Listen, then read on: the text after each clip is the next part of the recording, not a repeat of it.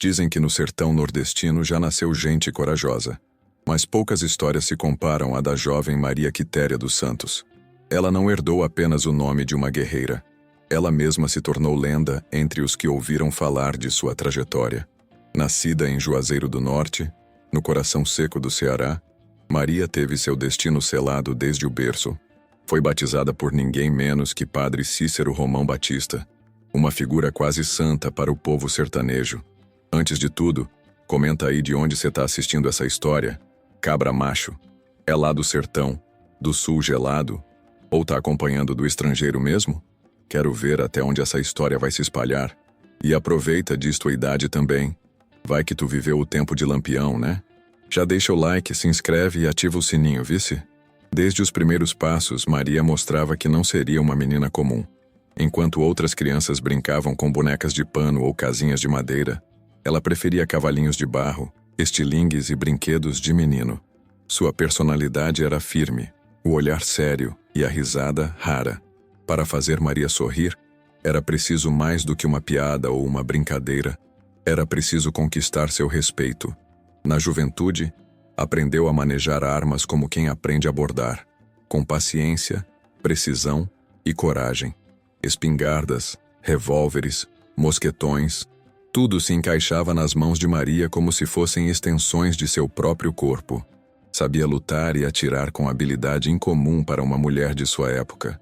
E mesmo com essa bravura toda, ainda ajudava o pai nas tarefas da roça, cuidando do pequeno rebanho, 7 vacas e um boi, além de plantar milho e criar porcos.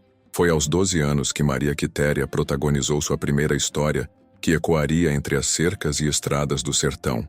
Seu irmão caçula, Marquinho, de apenas 8 anos, chegou da escola com a roupa em frangalhos e o corpo coberto de marcas. Chorava baixinho, como quem carrega um medo maior que a dor. Diante daquilo, os pais, religiosos, pacíficos, sempre buscando resolver tudo com calma, questionaram o menino. Ele revelou que 3 colegas o haviam espancado por inveja, por ter tirado a melhor nota da turma numa prova de aritmética. O pai apenas suspirou resignado e a mãe disse que falaria com a professora e com a direção da escola. Mas para Maria, aquilo não era suficiente. Aquela injustiça ficou presa em sua garganta como um espinho atravessado. Um incômodo que crescia a cada dia. Passou-se um mês, e a rotina parecia voltar ao normal. Até que Marquinho retornou para casa, mais uma vez espancado, só que agora em silêncio, com os olhos sem brilho e a respiração fraca. As marcas dessa segunda agressão eram mais profundas, e o trauma, mais evidente. A família de novo optou pelo silêncio, mas Maria Quitéria não. Ela decidiu que se os adultos não fariam justiça, ela mesma o faria, à sua maneira. Esperou o irmão se recuperar. 2 semanas depois, quando ele já conseguia andar e se alimentava bem, a mãe o preparou para voltar à escola. O menino resistia, chorava, temendo novas agressões. Foi quando Maria o chamou para um canto e falou baixinho, com firmeza: Marquinho, fala pra mamãe que tu vai pra escola, mas vai tranquilo. Na hora da saída, eu vou estar lá. E se aqueles moleques encostar a mão em ti, eu quebro eles todinho. Confia na tua irmã. O menino, com lágrimas nos olhos, assentiu com a cabeça. Na manhã seguinte, Maria Quitéria agarrou um velho chicote de couro, o mesmo usado para amansar burros. Escondeu-o sob a blusa e disse à mãe que iria ao galinheiro pegar ovos para um bolo. Do galinheiro, montou silenciosamente em seu pangaré e seguiu rumo à escola sem ser notada. Ao chegar, escondeu-se atrás de uma árvore, observando. Na saída das aulas, viu Marquinho andando com passos rápidos e olhos arregalados. Atrás dele, surgiram os mesmos 3 garotos. Um deles falou: Hoje a gente não vai te bater não, a professora tá de olho. Mas cada um vai te dar um cascudo só para tu parar de querer ser mais esperto que a gente. Foi então que, como um trovão no céu limpo, Maria Quitéria surgiu na frente dos agressores. Braços cruzados, rosto impassível, ela cuspiu as palavras como se fossem ferro em brasa. Covardes! 3 marmanjos batendo num menino pequeno? Se são homens de verdade, batam em mim. Mas eu duvido. Vocês são mariquinhas, isso sim. Os garotos, surpresos com a ousadia, tentaram enfrentar Maria. Mal sabiam que enfrentavam uma tempestade. Em segundos, estavam apanhando como nunca. Ela os derrubou com socos e empurrões certeiros. Depois sacou o chicote e os marcou com golpes firmes. Eles saíram correndo, rasgados, humilhados e chorando. No dia seguinte, a polícia apareceu na casa da família. Um sargento bateu à porta com voz dura. Por ordem da justiça, temos que levar a menina Maria Quitéria dos Santos ao reformatório. Ela quase matou 3 alunos da escola. Mas Maria, já esperando por isso, encarou o homem com olhos firmes. Então leve também os 3 moleques que quase mataram meu irmão. Eu só cobrei o que eles deviam. O sargento, sem se abalar, tentou prendê-la. Mas antes que pudesse tocá-la, Maria puxou uma velha pistola herdada do avô e disparou. O tiro acertou o ombro do oficial, que caiu gritando. Enquanto os soldados o socorriam, a menina correu para os fundos. Montou em seu cavalo já preparado com bornais de mantimentos e 2 cabaças d'água, e sumiu pelo mundo. Maria Quitéria havia deixado de ser uma menina. A partir daquele momento, o sertão conhecia uma nova lenda. Após a fuga corajosa, Maria Quitéria seguiu em disparada pelas trilhas empoeiradas do sertão, montada em seu pangaré, com o coração pulsando forte no peito. A poeira levantada por seus cascos marcava a direção do seu destino. Um pequeno sítio no interior de Pernambuco, quase na divisa com o Ceará, onde vivia um tio materno, homem simples e reservado. Foi ali que ela encontrou abrigo e um momento de paz. Com o tempo, a menina transformou-se em moça, e mesmo vivendo escondida, ajudava o tio com afinco, acordando antes do sol nascer para trabalhar na roça, moer mandioca e fazer farinha que depois seria vendida nas feiras da região. A vida seguia no compasso do campo, sol quente, galo cantando, suor no rosto e o cheiro forte de terra vermelha. Mas nem mesmo os dias tranquilos no sítio foram capazes de apagar a chama da revolta que queimava dentro dela. Foi por meio de uma carta, escrita por sua mãe com as mãos trêmulas e o coração apertado, que Maria soube do que aconteceu após sua partida. O sargento, humilhado com o tiro no ombro e a fuga da menina, voltou à casa da família com sede de vingança. Na frente da esposa e do pequeno Marquinho, chicoteou seu pai até que ele caísse de joelhos desonrado. As marcas no corpo foram poucas, mas o golpe mais profundo foi invisível. A vergonha. O homem que outrora se orgulhava da filha valente não resistiu ao peso da humilhação e, semanas depois, morreu em silêncio, consumido por um sentimento que os antigos chamavam de morrer de paixão, um tipo de tristeza tão grande que esvazia a alma. Diante daquela notícia, Maria Quitéria sentiu o chão se abrir sob seus pés. A dor pela morte do pai se misturou com a fúria pela covardia do sargento. Algo dentro dela se quebrou de vez. Prometeu ali mesmo que aquilo não ficaria sem resposta. A mãe, devastada, decidiu vender o pequeno sítio e, com o dinheiro, comprou um pedaço de terra próximo ao sítio do irmão. Passou a viver perto da filha, ao lado de Marquinho, agora um rapazinho de 16 anos, trabalhador e respeitoso, que sempre carregava no olhar a admiração pela irmã corajosa que o protegera na infância. O tempo correu rápido e Maria cresceu. Tornou-se uma mulher forte, de olhar sério e poucas palavras, poucas. Trabalhava duro, ganhando respeito na feira pela sua honestidade e pela qualidade da farinha que produzia. Mas no fundo, um plano amadurecia como um fruto amargo, vingar a honra do pai.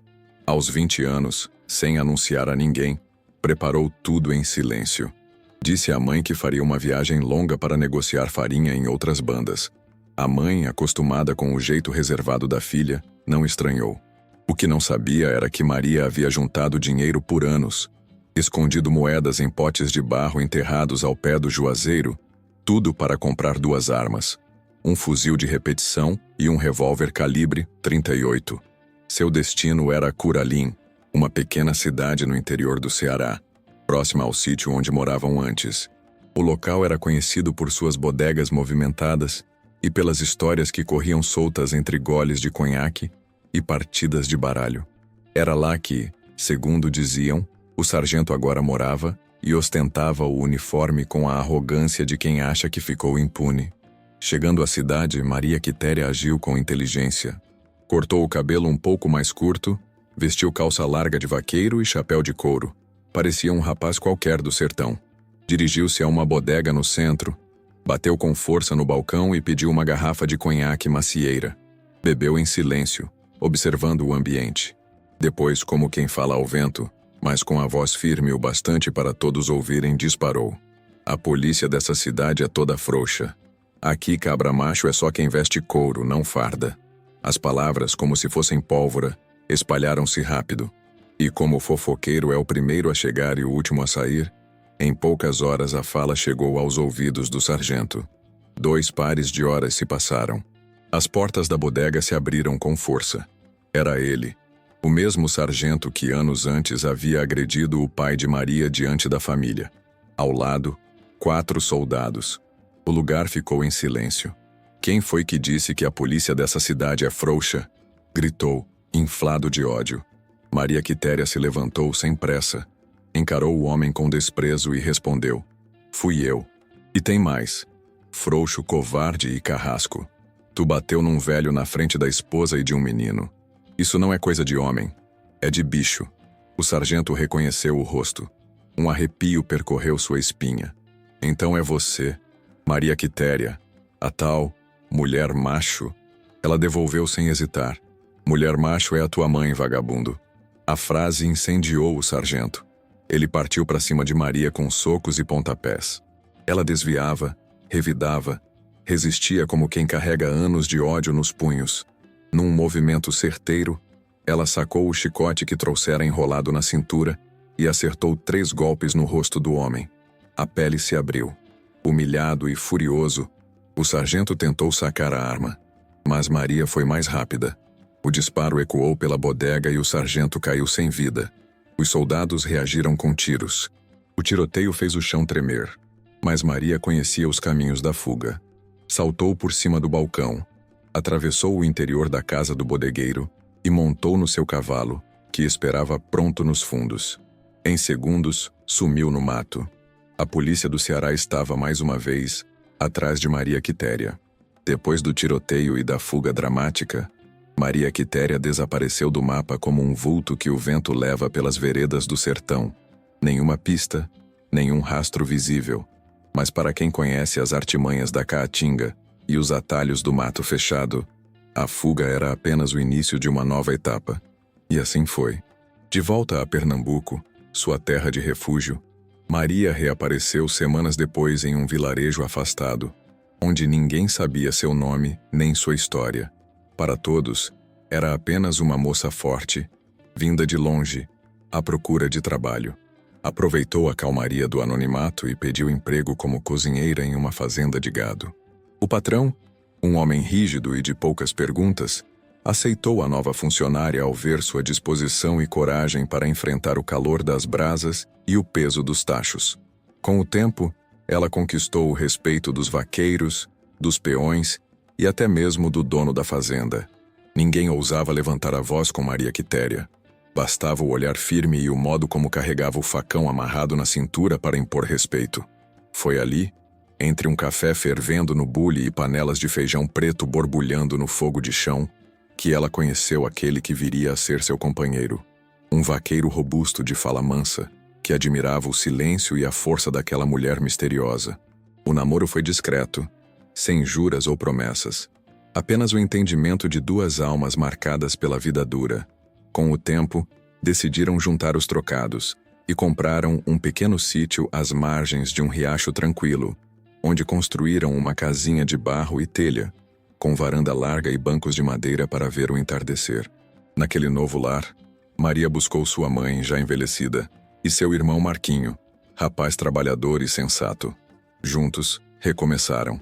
A terra era generosa, e o sítio prosperava com plantio de mandioca, criação de galinhas, porcos e até algumas cabras. A água do riacho era limpa.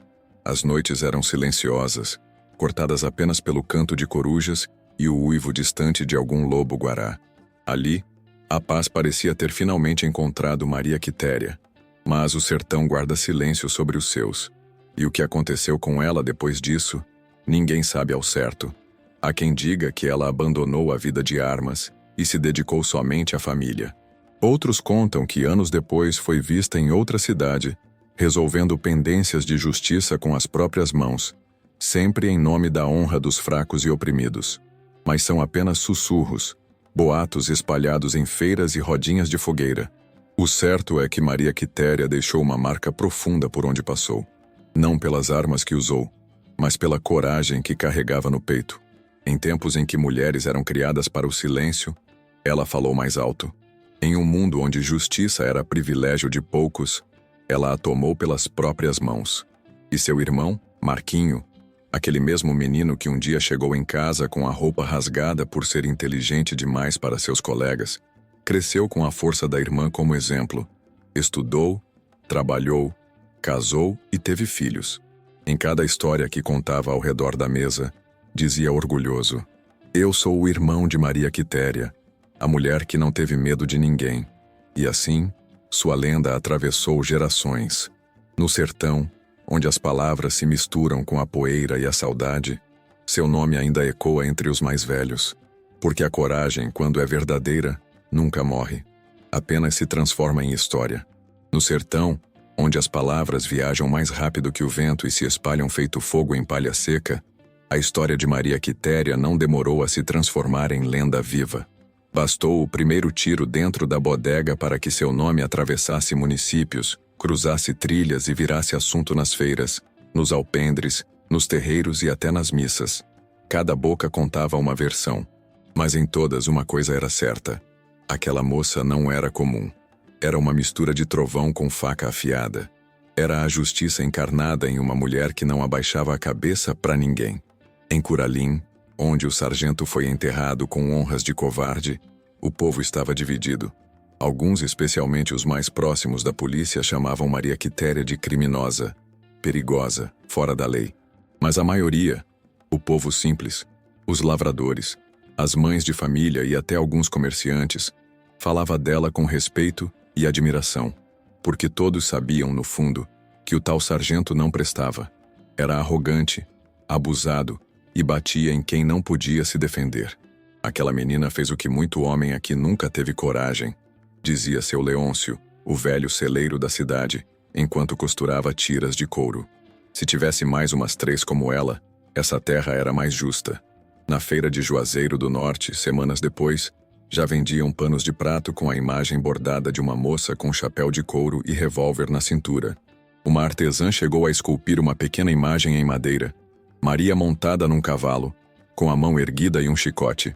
Os cabras diziam, em tom de brincadeira mas com fundo de verdade, que era bom respeitar mulher no sertão, porque nunca se sabia se era do tipo Quitéria.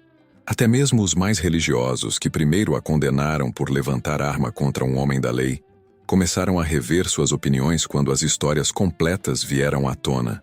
A injustiça com o irmão, a surra do pai, a covardia do sargento. O próprio padre da vila, em um sermão, falou com cuidado: quem é o verdadeiro pecador? O que comete um ato de violência, ou o que provoca tantos que a alma da vítima não suporta mais? Nas escolas, as meninas passaram a andar de cabeça erguida, e muitos pais, mesmo em silêncio, olhavam suas filhas com outros olhos, talvez imaginando se ali também não poderia nascer outra Quitéria. Já os soldados, principalmente os mais jovens, temiam cruzar o caminho dela. Alguns tinham pesadelos com a cena do sargento tombando dentro da bodega. Outros, que guardavam um resto de honra no peito, diziam entre si: aquela moça não é criminosa, é justiceira, e justiça no sertão é coisa rara. Nas rodas de violeiros, o nome dela virou estrofe. Cantadores improvisavam versos que falavam da mulher que bateu como homem, lutou como fera e fugiu como sombra. Um deles chegou a cantar: não foi lampião, nem corisco, nem cangaceiro do chão. Foi moça que, com um chicote, vingou com o coração. Pro sargento deu o troco, sem medo da prisão, Maria Quitéria valente, rainha do meu sertão. E assim, de boca em boca, verso em verso, feira em feira, o nome dela ganhava vida própria. Já não era mais apenas uma mulher. Era símbolo, era mito, era farol para os esquecidos. O tempo passou como passa no sertão, lento, duro e implacável. As chuvas vinham e iam, os filhos cresciam, as feiras se renovavam. Mas o nome de Maria Quitéria seguia firme, entalhado na memória do povo como as rachaduras do solo seco. Por anos ela viveu em silêncio no pequeno sítio às margens do riacho, rodeada pela mãe já debilitada e pelo irmão agora homem feito. O vaqueiro com quem se casara, discreto e leal, era o único com quem partilhava as memórias mais profundas. As armas, que antes faziam parte de seu corpo como um par de braços, agora dormiam dentro de uma arca de madeira, trancadas, cobertas por um pano branco, como um passado que não se nega, mas que também não se repete. Maria nunca mais falou de vingança. Não era mais necessário. Ela havia feito o que precisava ser feito. Seu coração, ainda carregado de cicatrizes, havia encontrado algum descanso. Passava os dias plantando, cozinhando e ajudando mulheres da redondeza. Orientava com firmeza, aconselhava com sabedoria e, por vezes, ensinava algumas a se defender com um pedaço de pau ou uma faca de cozinha. Mas sem espalhafato. Ela não buscava glória, apenas justiça. E justiça para ela era proteger os seus. Os anos se esticaram. Sua mãe partiu em paz, nos braços da filha, dizendo baixinho: "Você foi mais que filha, foi guardiã." Marquinho, que nunca esqueceu os dias de medo e dor, tornou-se um homem de bem. Casou-se, teve filhos e fazia questão de contar a história da irmã valente para cada um deles. Não como uma aventura, mas como uma lição de dignidade. Uma vez, disse ao seu filho mais velho: "A tua tia não foi santa, mas fez mais pelo bem do que muito padre de batina. Quanto a Maria Quitéria, bem, a verdade é que ninguém sabe ao certo como terminou sua jornada. Alguns dizem que morreu sozinha, deitada numa rede com o rosto voltado para a janela, ouvindo o som do riacho que embalou sua vida. Outros afirmam que ela partiu para o mato mais uma vez, quando pressentiu a morte, como fazem os bichos que não querem ser vistos vulneráveis. Há até quem jure tê-la visto anos depois, bem mais velha, sentada à porta de uma casa simples numa vila distante, de chapéu de couro e um olhar que atravessava a alma de quem ousasse encará-la. Mas não importa, porque para o povo, Maria Quitéria nunca morreu. Ela virou conto, virou cantiga, virou estrela em noite de lua cheia. Era mencionada quando alguém precisava de coragem. Era lembrada quando alguma injustiça batia à porta. Virou símbolo para mulheres que sofriam caladas, para crianças que apanhavam em silêncio, para lavradores explorados por coronéis. Seu nome ainda hoje é sussurrado com respeito e admiração. Ô cabra da peste, não me deixa falando sozinho não. Comenta aí de onde você assistiu essa história, do sertão quente, do sul frio ou do outro lado do mundo. Quero ver até onde essa história vai ecoar. E solta tua idade também. Vai que tu viu esse caso com os próprios olhos e ficou calado esse tempo todo. Se gostou, mete o dedo no like, se inscreve no canal e ativa o sininho para mais histórias retadas como essa. E se um dia você cruzar com uma mulher de olhar firme no interior do Nordeste, uma que caminha com os pés no chão e o coração armado de dignidade, pergunte de onde vem a força dela. Talvez ela responda: "Sou neta de Quitéria. Nem toda heroína veste capa." Algumas usam chapéu de couro, empunham um chicote e carregam nos olhos a coragem que faltou em muitos homens. Maria Quitéria não foi apenas uma mulher valente. Ela foi resposta em um tempo de silêncio, justiça em um mundo sem lei, e esperança para quem nasceu invisível. Sua história nos lembra que nem sempre quem quebra regras está fazendo o mal. Às vezes, está apenas consertando o que nunca deveria ter sido aceito. E agora eu te pergunto: quantas Marias Quitérias o mundo ignorou, sufocou ou esqueceu? Quantas mulheres ainda hoje enfrentam sozinhas o peso da injustiça, da violência, da covardia?